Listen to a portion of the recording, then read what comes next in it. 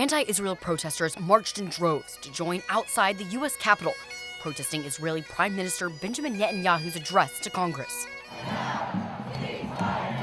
It's completely unacceptable that a war criminal who should be under arrest is welcome to our state capitol.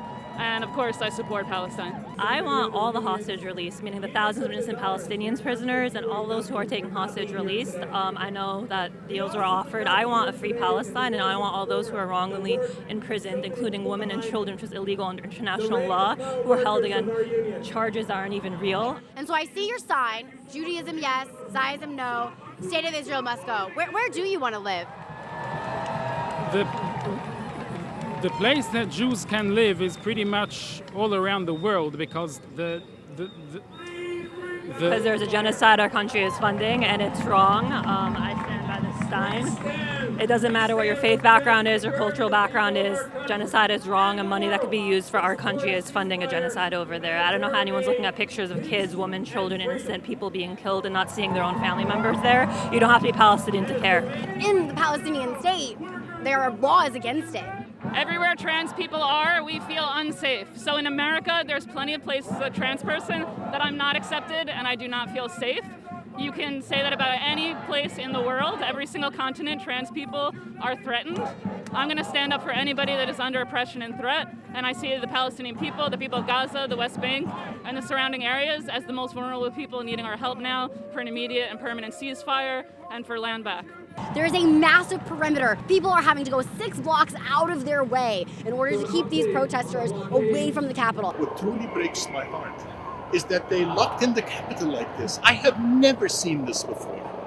Not even in an inauguration would they do this. As we've seen in recent days, protesters entering the Capitol, they wanted none of that while they're having talks. As you can see behind me, there are tons of people out here with Palestinian flags. We've got a Biden holding a nuke saying U.S. paid for the bombs, horns on his head.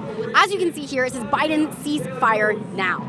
Biden hasn't been seen over a week since he has been diagnosed with COVID. In fact, he has dropped out of the presidential race. And now it's looking like Vice President Kamala Harris is going to be the presumptive Democratic nominee. But it doesn't seem any of the vitriol is aimed towards her. She has actually decided to skip the meetings with Netanyahu today. Well, we're looking forward to what she is saying. We know what Biden has done. She did not really have any power, or we didn't hear much from her.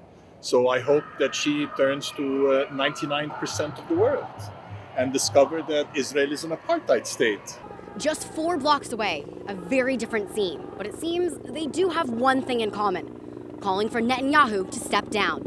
And we are very, very disappointed that the Congress invited him.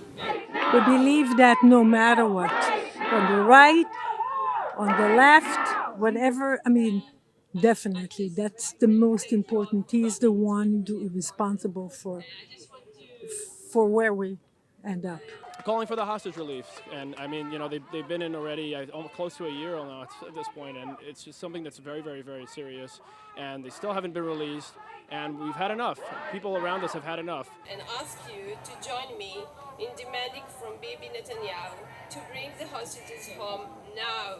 Bring them home now! Bring them home now! Many here are calling for the release of the hostages, which have been held by Hamas since October 7th for 9 months. From Capitol Hill, I'm Amy Delora for Washington Examiner.